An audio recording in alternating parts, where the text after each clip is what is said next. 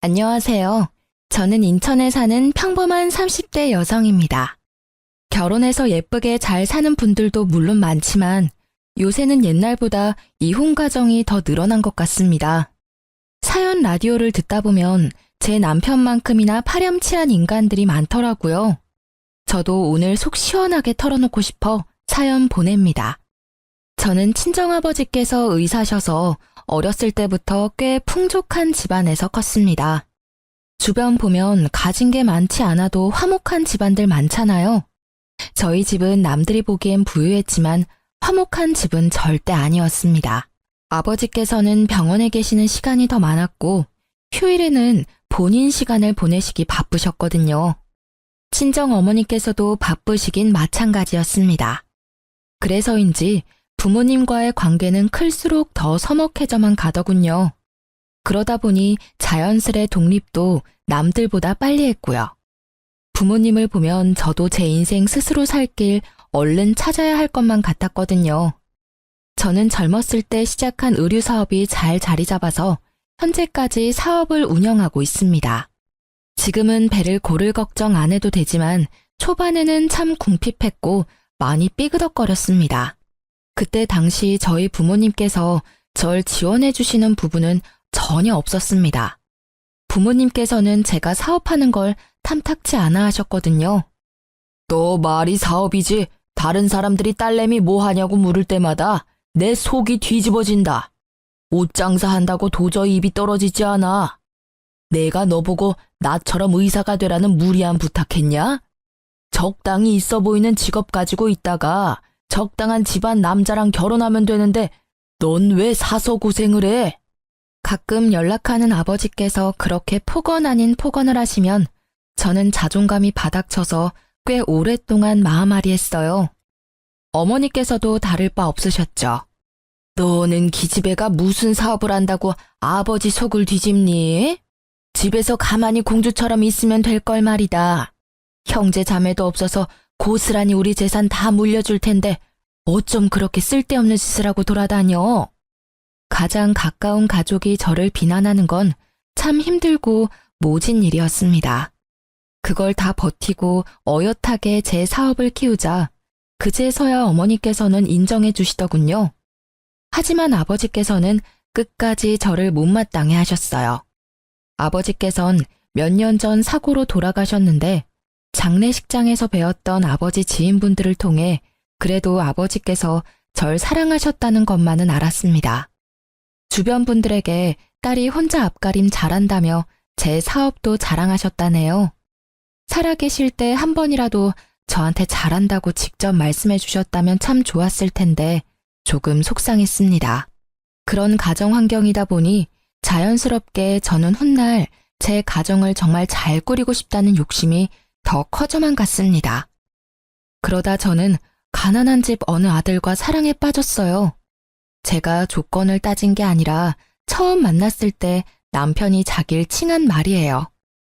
아는 분 통해서 선을 보다가 남편을 만났거든요. 저는 가난한 집 아들입니다. 네? 초면에 좀 당황스러우셨죠? 죄송합니다. 제가 대기업에 다니고 있어서 제 허물만 보고 다가오는 여자들이 많아요. 하지만 제 알맹이를 보고 도망가기 일쑤죠. 제가 돈을 많이 번다고 해서 저희 집이 잘 사는 건 아니니까요. 그동안 상처받았던 일이 많으셨나 봐요. 세아 씨는 어떤 분이세요? 저요? 저야말로 아버지께서 의사셔서 제 허물만 보고 다가오는 사람들이 많았죠. 유복하게 자라셨겠네요. 저랑은 완전히 다른 가정 환경에서 자라셨을 것 같아요. 그렇게 커피를 마시면서 저희는 이야기를 몇 시간이나 나누었습니다. 시간이 얼마나 지난지도 체감이 안 될 정도로 배고픔도 잊은 채 서로의 이야기에 빠졌습니다. 저희는 점심쯤 만나서는 저녁이 되어서야 겨우 식사를 함께 했습니다. 저는 무조건 가족이 1순위라서 나중에 아이를 낳는다고 하면 제일 하고 싶은 건 다 같이 야구장 가기? 주말 소풍? 등산? 소박하지만 이런 것들이 제 로망이네요. 세아 씨는요? 저도요.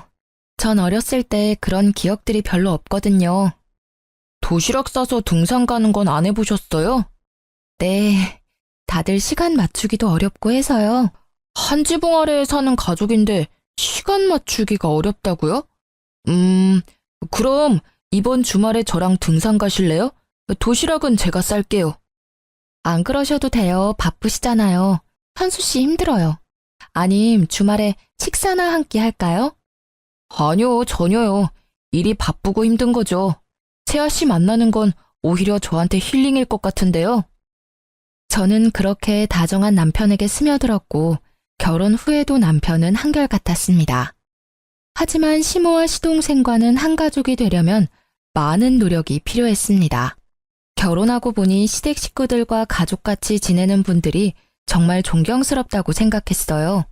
그래서 저도 최선을 다하려고 노력했습니다.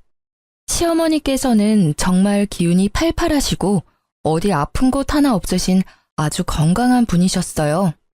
어머님, 제가 어머님 곁에서 보니까 따로 운동도 안 하시는데 건강은 정말 타고나신 것 같아요.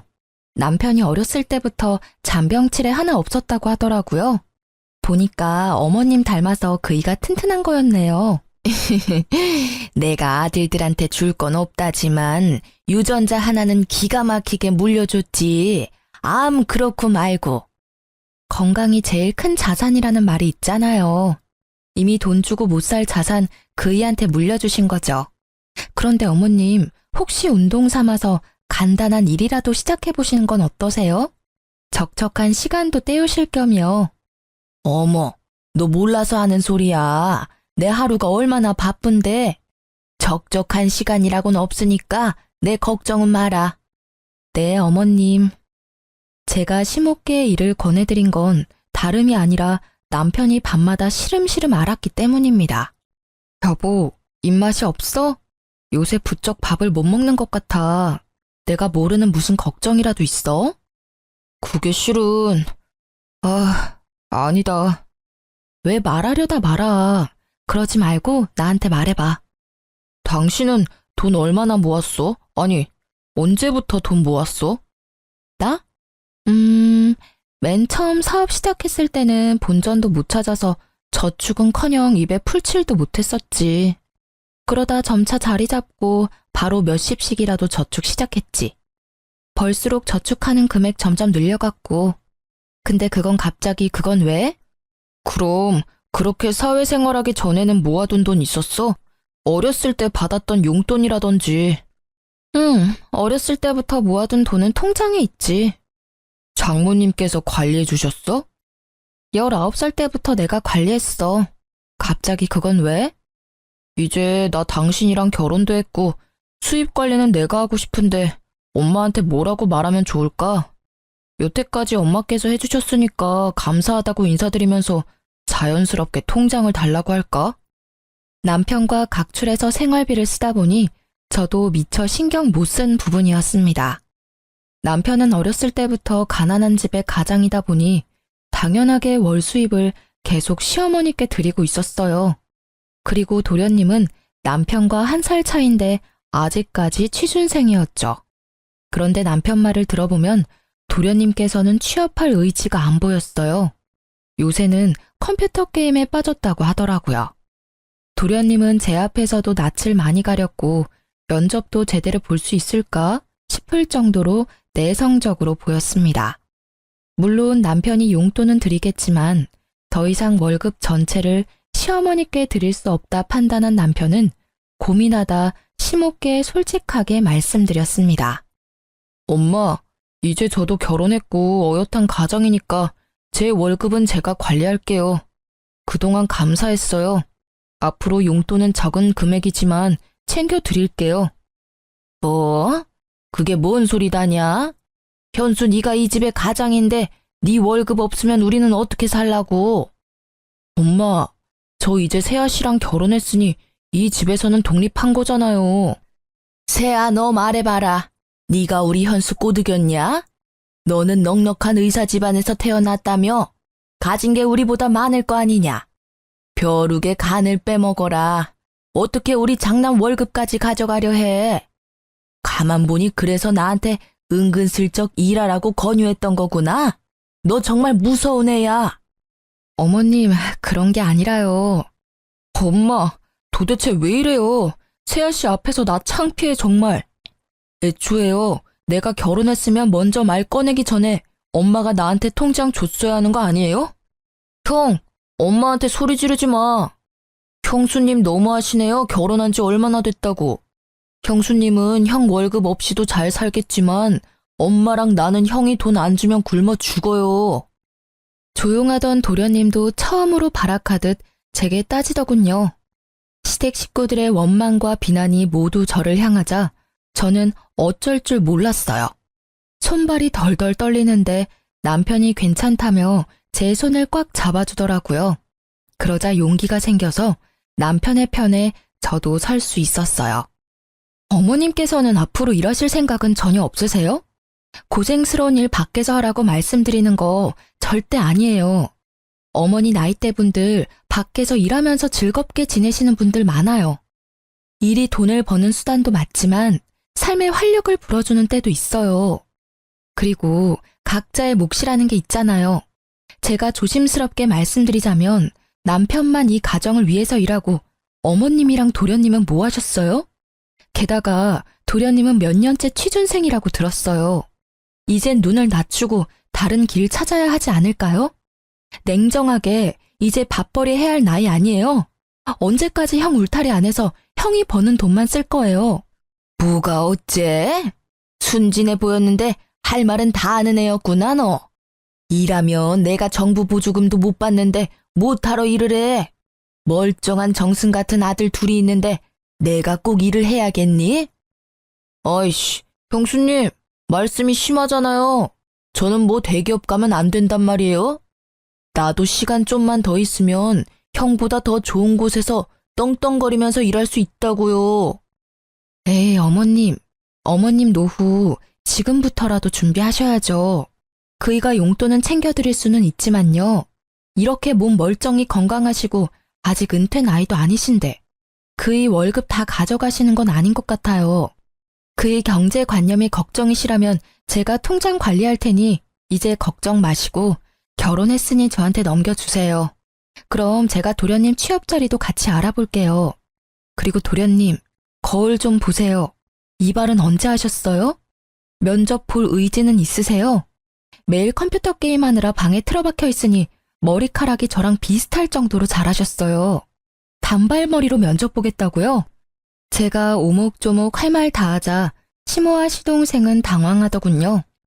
할 말을 제가 다 해주자 남편은 행복한 얼굴이었어요.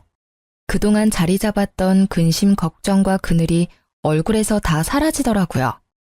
그런데 그때 어머님이 하시는 말씀에 남편은 주저앉고 말았습니다. 에휴, 월급 뭐 얼마나 된다고 모아놓은 것도 없는데 뭘 통장을 달래? 저는 당연히 모아둔 돈이 없을 거라 조금이나마 예상했고 남편은 단 얼마라도 시모께서 모아주실 줄 알았나 봐요.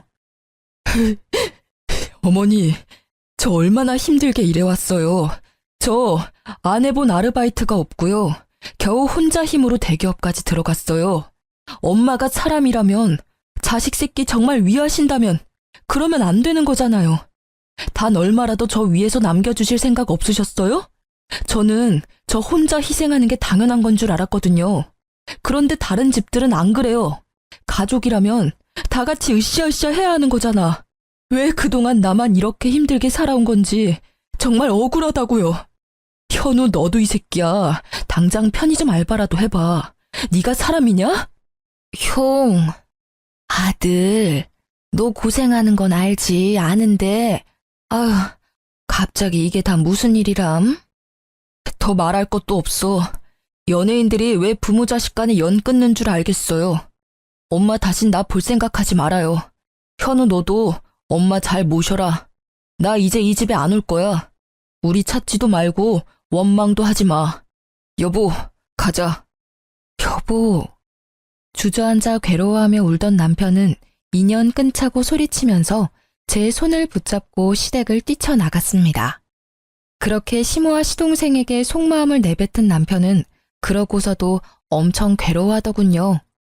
난 정말 어떻게 해야 할지 모르겠어. 정말 모르겠다고.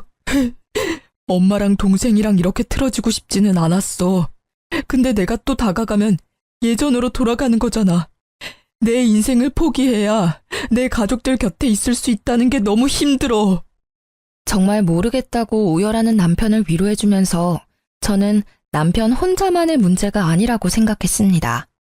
이제 저도 가족이 됐으니까요. 여보, 평생 어머님이랑 도련님 안 볼 자신 있어? 없지? 안 되겠다. 내가 이 문제는 내가 해결해 볼게. 어떻게 될지는 모르겠지만 말이야. 어떻게 하려고 여보? 나아질지 안 나아질지 아직 안 해봤으니까 노력이라도 해봐야지. 당신 이렇게 울고 후회하는 모습 보니까 내가 마음 아파서 안 되겠어. 그리고 그나마 다행이었던 건요. 남편이 혹시 몰라 심호께의 연봉을 속이고 월급 전체를 심호께 드린 건 아니었더군요. 조금씩 몰래 모아둔 재산이 있었습니다. 그것마저 없었으면 그때 남편은 완전히 무너졌을 것 같아요. 시어머님은 매일같이 제게 잘못했다며 남편 좀 어떻게 해보라고 연락이 왔습니다. 얘야, 내가 그날 소리 지르고 막말해서 정말 미안하다. 근데 나로서는 참 당황스러운 일이었어. 믿었던 장남이 갑자기 돌변하니까. 어머님, 그이가 어머님만 믿고 그동안 평생 월급 맡겼는데 단 한 푼도 안 남았다 하니 얼마나 상실감이 크겠어요. 하지만 어머님도 어디 다른 곳에 쓴 게 아니라 다 살림하는 데 쓰셨겠죠. 하지만 이제는 너무 장남한테만 의지하시면 안 돼요. 저희도 이제 자식 낳고 가정 꾸리고 살아야 하니까. 어머님께서도 하실 수 있는 일 찾아서 하셔야 해요. 지금도 일하실 생각은 조금도 없으세요? 제 말에 시모는 머뭇거리며 말했습니다. 뭐, 내가 할 줄 아는 건 살림뿐인데 밖에서 뭔 일을 하겠니? 어머님, 저 믿으세요? 뭐? 안 믿으시더라도 지금부터 저 믿고 저만 따라와 주시겠어요? 그럼 그이 맘도 돌릴 수 있을 것 같은데요. 시모는 알겠다고 마지못해 끄덕이셨고 저는 시모와 도련님이 직업훈련을 받을 수 있도록 열심히 알아봤습니다. 정부에서 하는 사업에 시모와 시동생이 해당하는 건 모조리 신청해줬습니다. 어머님께서는 요리학원을 다니셨고 도련님은 컴퓨터 학원을 다녔습니다. 그리고 어머님께서 자격증을 준비하시는 동안 저는 제가 엄마께 받은 건물 1층에 작은 식당을 열 준비를 하고 있었습니다. 남들은 호구 같다고 가난한 집안에 다 퍼주고 있다고 욕할지 몰라도 제가 월세 조금 적게 받고 돈 욕심 부리지 않으면 모두가 화목해지는 일이었으니까 조금의 희생은 하고 싶었어요. 가족이니까요. 대신 제 건물인 건 남편에게도 말 안 했습니다. 어머님, 그동안 고생 많으셨어요. 저는 어머님께서 잘 해내실 줄 알았어요. 고맙다. 네 덕에 내가 사람 구실은 하게 됐구나. 그런데 말이다. 자격증은 땄어도 식당에서 일하는 건 좀 무서워.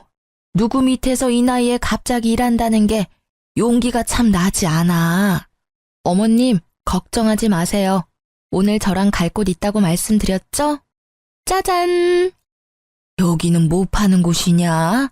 아직 문 안 연 것 같은데? 어머님이 하시고 싶은 걸로 하세요. 여기 어머님 가게예요. 제가 이 가게 사드릴 수는 없어도 월세로 얻어드릴 수는 있거든요. 좋은 주인 덕분에 보증금 많이 올리고 월세는 10만 원대예요. 어머님 10만 원은 감당하실 수 있으시죠? 앞으로 여기서 새 출발하시는 거예요. 제가 옆에서 많이 응원할게요. 아이고, 이게 다 무슨 일이야? 꿈이야 생시야? 정말 여기가 내 가게야? 조그맣지만 있을 건 다 있네. 정말 고맙다 새애기야. 복덩이가 우리 집안에 굴러왔어.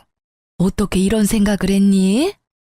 저를 부둥켜 안고 눈물을 훔치는 시모를 보고 저는 그제서야 안심이 됐어요. 어머님, 그리고 남편이 앞으로 용돈은 못 드려요. 그것 대신 제가 어머님 새 출발 도와드리는 거예요. 아셨죠? 그럼 앞으로 너네 지원 일절 필요 없다. 오히려 내가 벌어서 너네 용돈 줘야지. 내가 받은 게 있는데. 그렇게나마 남편의 월급을 지킨 저는 시동생을 만나 중소기업 면접 보는 걸 도와줬습니다. 역시나 도와주니까 시동생은 금방 나쁘지 않은 곳에 취업 성공하더군요. 대기업만한 회사는 아니니깐요. 시동생은 한 번에 회사에 합격하자 얼떨떨해 하더라고요.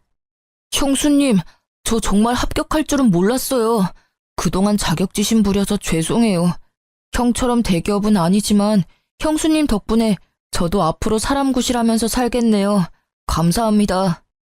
도련님 마음 먹고 하시면 뭐든 잘 해내실 거라 생각했어요. 취업 진심으로 축하드려요. 자리 잡으면 그이한테 한번 연락 먼저 해주세요. 그때 그렇게 시댁에서 나오고 혼자 얼마나 괴로워하는지 몰라요. 도련님 취업한 거 알면 남편도 엄청 기뻐할 거예요. 형수님, 저희 집 은인이세요. 진짜 감사합니다. 솔직히 인연 끊는 게 형수님한테는 더 좋은 일이었잖아요. 그런데 외면하지 않고 저희 가족 관계 회복도 도와주고 일자리도 찾아줘서 정말 고맙습니다.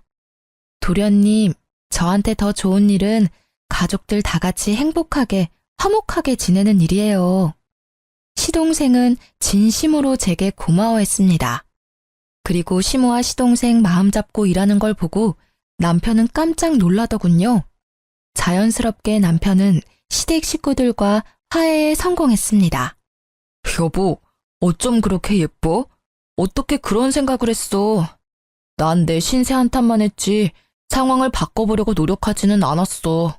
그냥 난 내가 돈 벌어다 우리 집에 갖다 주는 것만으로 내 역할 다 했다 생각했어. 그런데 그게 독이었지. 더 빨리 바뀔 수 있었는데. 내가 그렇게 만든 거야, 모두를. 그런데 당신은 현명하게 모두가 행복할 수 있게 도와줬어. 정말 고마워. 내가 평생 당신한테 잘할게. 남편이 기쁨의 눈물을 흘리자 저도 눈물이 왈칵 쏟아졌습니다. 부둥켜 안고 얼마나 울었는지 모르겠습니다. 그렇게 평화를 되찾은 줄 알았으나 제 평화는 오래 가지 않았어요.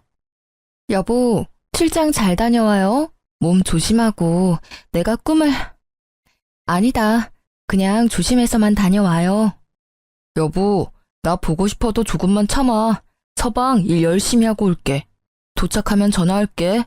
근데 연락 자주는 못할 거야. 이번에 중요한 미팅 건이라. 알지. 난 걱정하지 말고 다녀와요.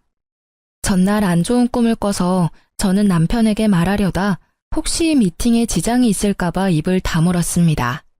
그저 몸 조심해서 다녀오라는 말만 반복했죠. 그런데 남편을 마중하고 저도 출근해서 제 직원들이랑 회의를 바쁘게 할 때였어요. 핸드폰에 남편의 부재중이 여러 번 찍히더라고요.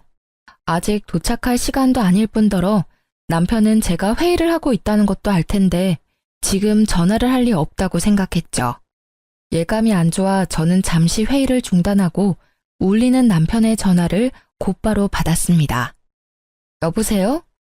몇 초 정적 뒤에 익숙한 남편의 음성 대신 낯선 음성이 제게 말을 걸어왔어요. 이현수 씨 가족분이시죠? 네, 그런데 제 남편 전화인데 전화 받으시는 분은 누구시죠? 구급대원입니다. 위치는 강원도 양양이고 차 전복 사고가 났어요. 이현수 씨 휴대폰 비상 연락처로 전화드렸어요. 환자분 지금 출혈도 심하고 도착하면 긴급 수술 들어갈 것 같습니다.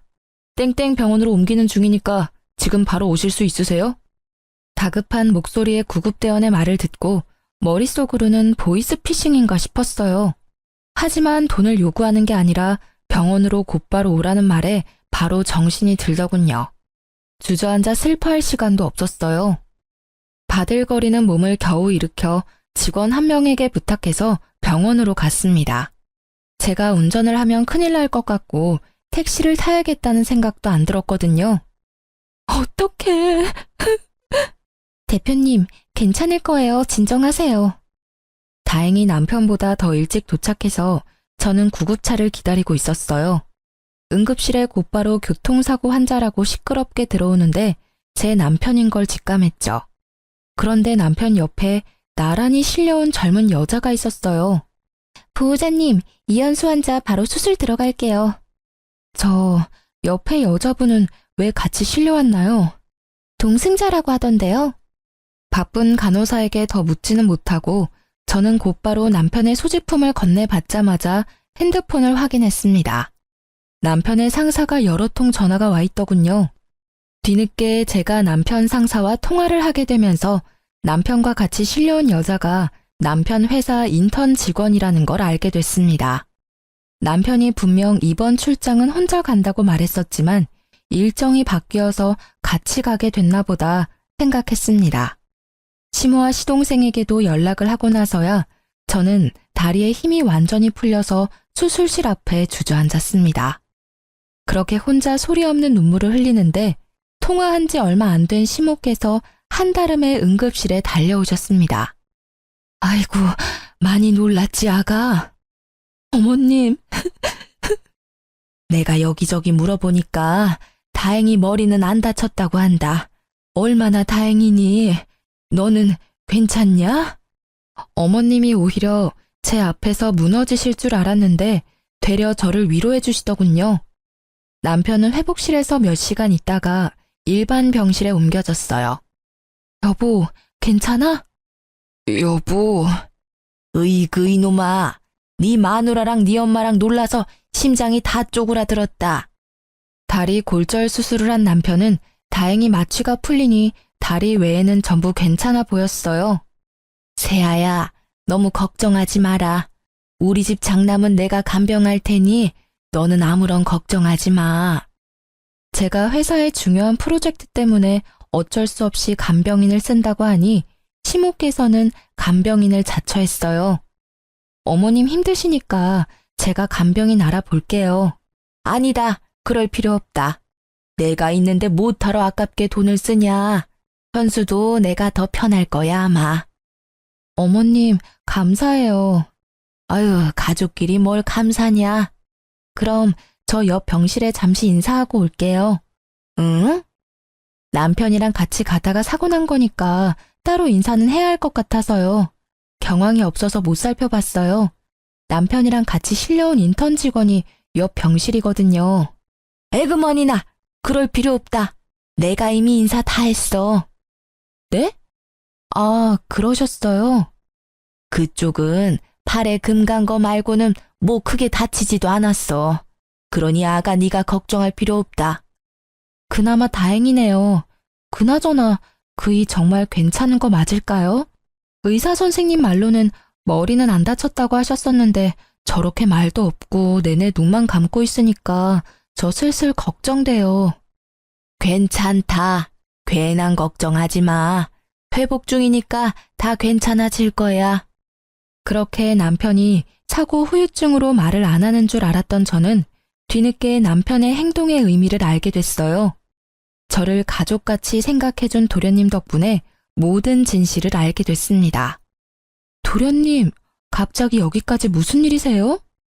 형수님, 저 은혜 갚는 거예요. 은혜요? 갑자기 무슨 말씀이세요? 너무 놀라지 마세요. 형 여자 있어요. 그 같이 사고 났다던 여자 인턴 직원이요. 네? 저는 머리를 세게 한 대 맞은 것처럼 멍해지더군요. 그런 제게 도련님은 남편의 차 블랙박스 영상을 보여줬어요. 보험회사에 제출할 영상 보고 있는데 둘이 심상치 않은 사이였어요. 제가 좀 더 알아보니까 출장은 무슨 강원도 양양에 둘이서 놀러 가다가 사고 난 거예요. 침묵할까 했는데 이건 정말 아니잖아요. 형수님이 우리 형한테 어떻게 해줬는데 우리 집안에 어떤 사람인데. 저 그런 더러운 꼴은 못 보겠어서 많이 고민하다가 형수님한테 알려드리는 거예요. 죄송해요. 도련님이 뭘 죄송해요. 오히려 제가 엄청 감사해요.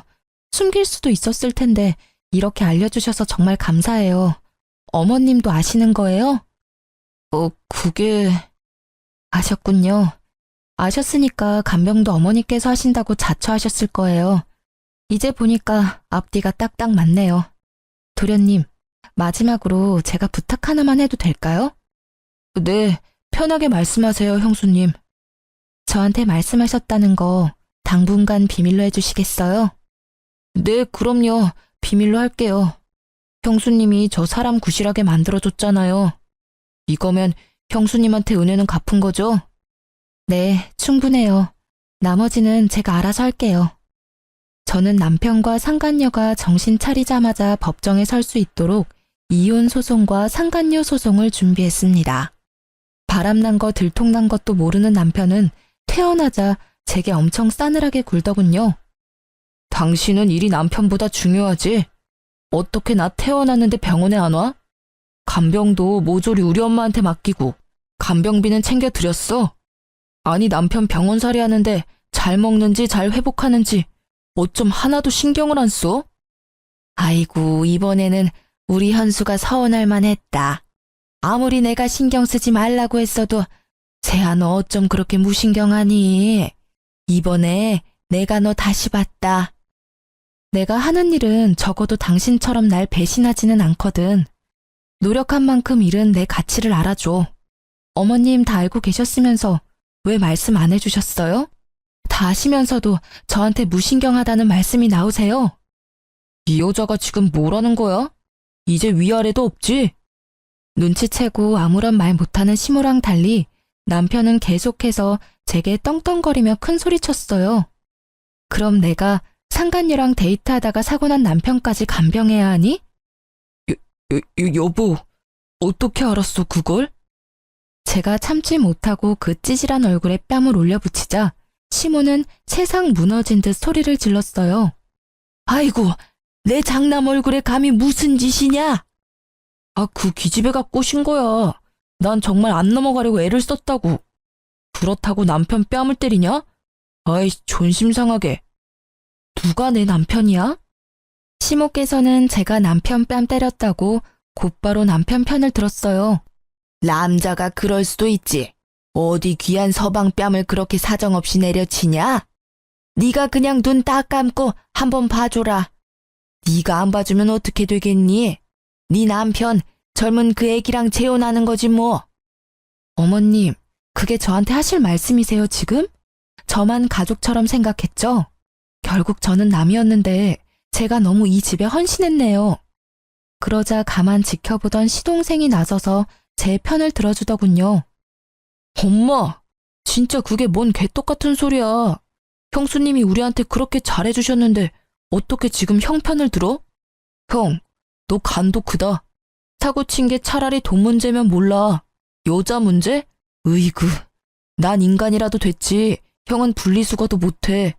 자기 복 자기가 발로 찬 거야. 넌 끼어들지 마. 겨우 사람 구실하게 만들어줬더니. 형이 그렇게 만들어줬냐?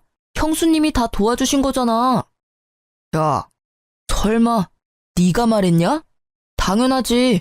그럼 보고 못 본 척 말아? 어떻게 사람이 그래? 이 자식이 근데. 두 형제가 멱살을 잡고 서로에게 달려들자 시모는 제 탓을 하기 시작했어요. 아이고, 왜 너네가 싸우고 난리야? 이렇게 형제가 이간질하니까 세아야, 네 속이 편하니? 독하다 독해. 나 같으면 모르는 척한다. 겨우 이룬 이 가정 어떻게든 지켜도 모자를 망정.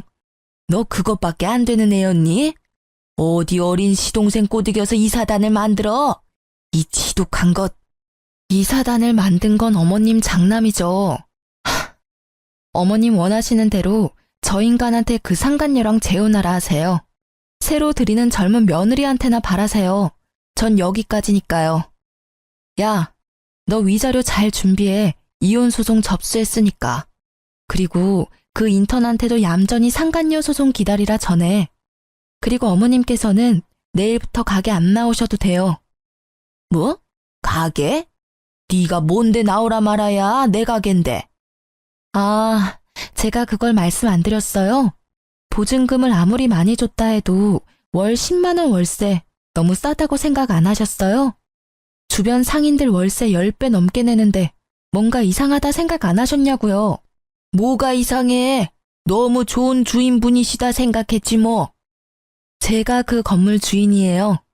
엄마한테 결혼 좀 받은 건물이거든요. 이제 거기 새로 새놓을 거니까 안 나오셔도 된다고요. 뭐? 어머, 그게 네 건물이야? 그런 중요한 말을 왜 이제야 해? 긴 말 필요 없고 현수 너 세아한테 얼른 사과해라. 건물주 며느리랑 대기업 인턴 나부랭이 며느리 중에 당연히 건물주 며느리지. 아까 못 들으셨어요? 저 이 사람이랑 이혼할 거라고요. 아이고, 나 그 가게 정들어서 못 떠난다. 착한 네가 좀 모르는 척하고 넘어가주면 안 돼? 내가 또 어디 가서 일자리 구하겠어. 저한테는 정 같은 건 없으시고 그 건물에는 정이 많이 드셨어요? 어머님, 정말 끝까지 이기적이시네요. 잘나고 귀한 어머님 장남한테 가게 하나 구해달라고 하세요. 여보, 그러지 마. 왜 이렇게 극단적이야? 일단 우리 둘 집 가서 다시 얘기하자, 응? 내가 이렇게 빌게. 정말 잘못했어. 잠시 내가 미쳤었나 봐. 갑자기 버는 돈이 족족 나한테 들어오니까 어떻게 어디에 써야 할지 모르겠더라. 그런데 그 애가 맛있는 거 사달라고 할 때마다 사주는데 희열감이 느껴졌어. 젊은 여자애랑 데이트다운 데이트하니까 왜 나 젊었을 때는 이런 데이트 못했을까 싶고 너무 설렜어. 그래서 그랬던 거야. 그 여자애가 좋았던 게 아니라 그 상황이 좋았던 거라고. 남편의 머릿속 사상은 상상 이상으로 역겨웠습니다.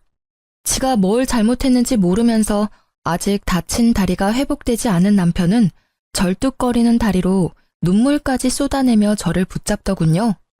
그리고 저를 못 나가게 막는 시모에게 말했어요.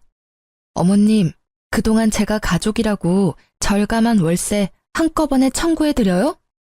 아이고, 미안하다. 잘못했어. 그날 시동생이 배웅해줬고 그게 시댁에서의 마지막 일이었습니다. 그런데 겁도 없이 간이 큰 상간녀는 제 번호를 알아냈더군요. 우리 좀 만나요. 건방지구나. 어딜 오라가라야. 시끄럽고 당장 나 있는 곳으로 오라고. 대학 졸업반인 상간녀는 어린애 떼쓰듯 저를 자기 회사 및 카페로 불렀어요. 제가 그곳에서 만나자 한 게 아니라 상간녀가 꼭 거기서 만나야 한다고 했죠. 간땡이가 큰 건지 눈치가 없는 건지 이해가 안 됐지만 저는 오히려 잘된 일이라 찾아갔어요. 제발 이혼 소송 중인 남편과 마주치길 바랬습니다. 너 무슨 생각으로 날 여기로 부른 거니? 내가 너 하는 꼴이 너무 웃겨서 와봤어. 여기 회사에 날 부른다고? 너 진짜 어리긴 어리구나. 눈이 있음 보라고요. 눈 제대로 달렸으면 현실을 직시하라고요. 나랑 그 사람이랑 어울리는지 당신이랑 그 사람이랑 어울리는지 잘 봐봐요. 그 사람 옆은 내가 더 잘 어울려요. 어디 상간녀 주제에 말이 많아.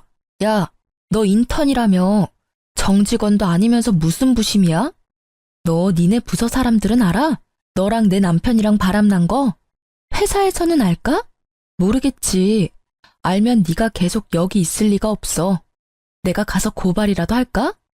저는 저를 도발하는 상간녀에게 일부러 큰 목소리로 말했습니다.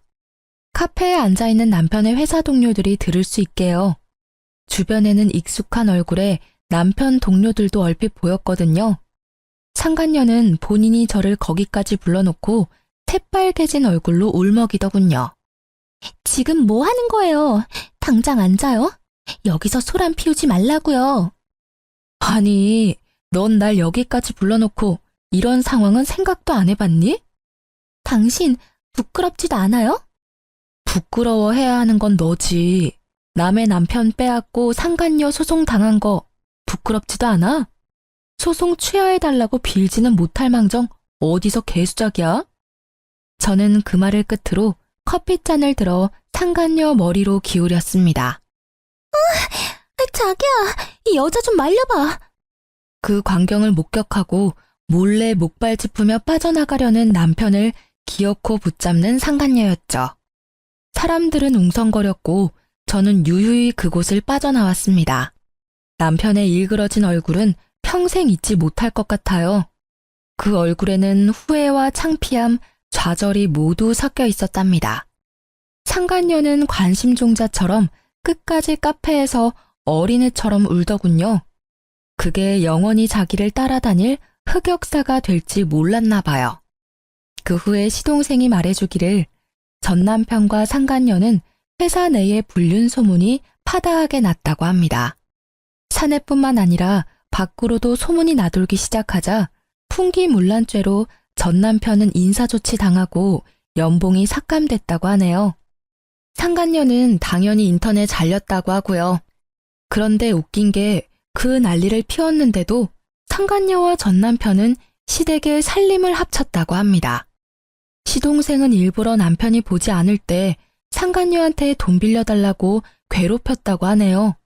본인 말로는 양아치 건달 도련님 컨셉을 했다고 하네요.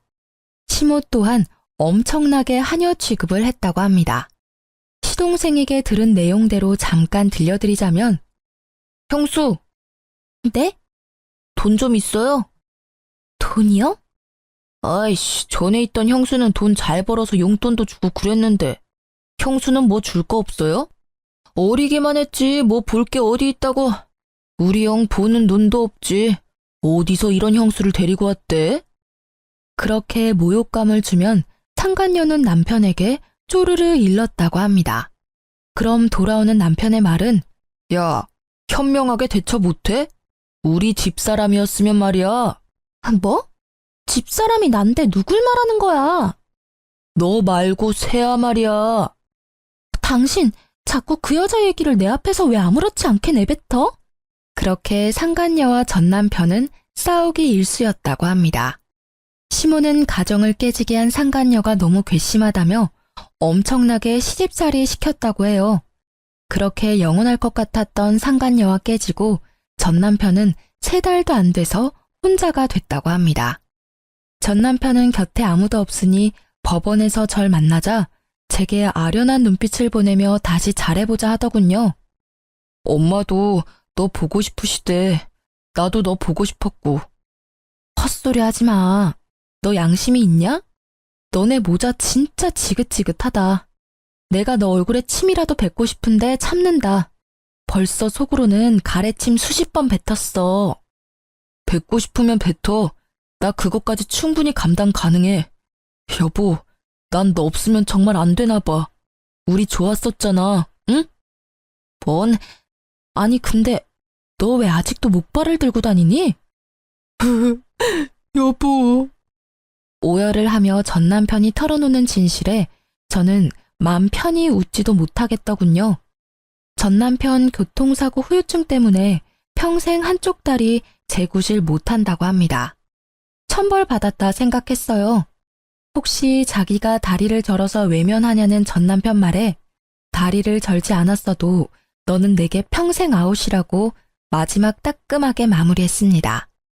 전 시동생에게 듣기로 전 남편은 그나마 있는 재산마저도 제게 위자료로 물어주고 빈털털이래요. 게다가 또 시모의 소나기에 붙잡혔대요.